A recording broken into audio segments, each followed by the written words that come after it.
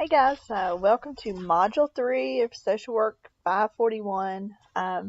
This week, this module is a 2-week module that will carry us through weeks 5 and 6 of the course through February 24th. So, in this module, you guys have already turned in your research question problem statement at the end of the last module. So I'll be really taking a look at those, looking at them. The way that is formatted, it's kind of a approve or disapprove kind of thing. So I will be grading those, looking at them, and either approving or giving you a lot of feedback and providing that to you so you can make changes and resubmit. It is required that you resubmit until you get an approval on that, because this is going to be the topic that you're using for your entire research proposal. So very important we get that nailed down. And I tell you guys, that the research topic, once you just get your research topic, things go a lot easier.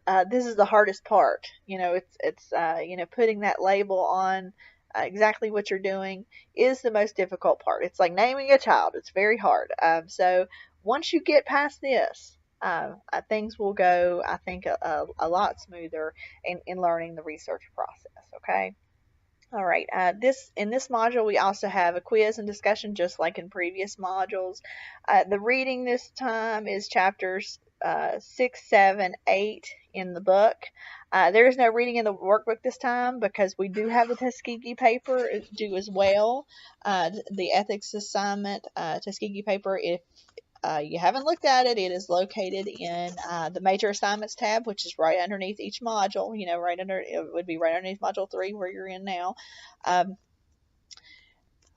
You take a look at that. I've also completed a video for the Tuskegee assignment. I posted it in module 3 and also with the actual assignment where you turn it in. So that's a really good assignment in understanding research ethics. So that one is due on February 17th. So it's due halfway through this module. And then the quiz and discussions are due at the end of this module on February 24th. Wanted to do that so you didn't have so much due all at one time. So it might make it a little bit easier for you guys in trying to pace your work. So I wanted to do that. Now, in your reading for this module, previously we've been reading a lot about the structure of a research proposal and, kind of the different sections, the literature review, the research question, all those kind of things. But now we're going to start looking more at different types of research, like quantitative and qualitative research, but also in that context of the way you think to complete research. That's what you're going to talk about initially in the reading, is having that research mindset and thinking of things in terms of measurable outcomes. Research sounds intimidating and really kind of obscure sometimes. I think folks get a little scared by it, but in all reality, we do research all the time. It just may not really, you don't put it into that context. I mean, if we're taking a vacation, we do a lot of research to determine we're getting the best deal on our hotel room, get the best deal on a flight if you're flying. We bargain shop, we shop around to try to get the best deal. We're doing a lot of comparison. So that is a form of research.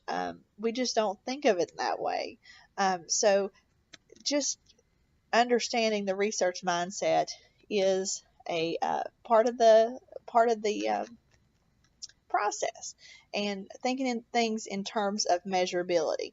When you're looking at a behavior or your particular behavior or thing you're measuring, your intervention has to make some change, but you have to be able to measure that behavior. You have to be able to measure your intervention.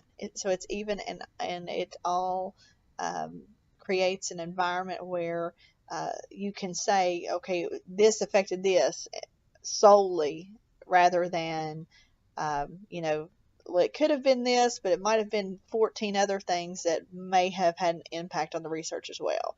So, just having that research mindset is really important. So this is where we're kind of starting to go in the reading. So, really take some time with that reading and really kind of soak it up, because I think it's really important to have that research mindset, and it'll help you in designing your project as well. Okay. Like I said, I'll be providing those feedback to your research question problem statements, and we may need to talk as that happens. I find it easier to talk to you guys one-on-one than trying to schedule an overall time to, for open questions in the class, because everyone's schedule is a little bit different.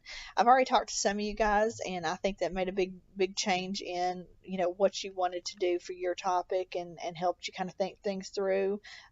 So don't hesitate to reach out if you're struggling.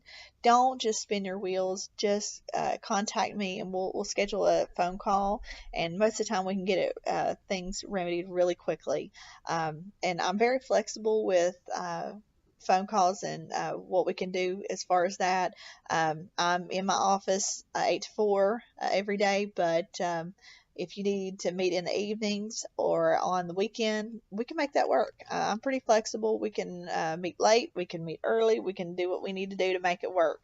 I understand you guys have families, you have jobs, you have responsibilities. So, yeah, I can absolutely meet you guys, talk with you guys whenever it's most convenient for you. So just keep that in mind. So don't struggle out there.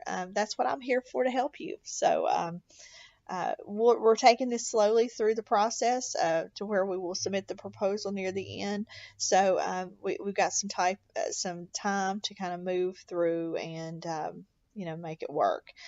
In the next module, there's a literature outline is due, so this will give us time to move through some of this and get your stuff nailed down before you have to worry about your research outline, or your research literature review outline. So I think that we're right on track. And if you guys have questions, please do not hesitate to contact me. Like I said, I'm flexible with that. So you guys enjoy Module 3, and take care.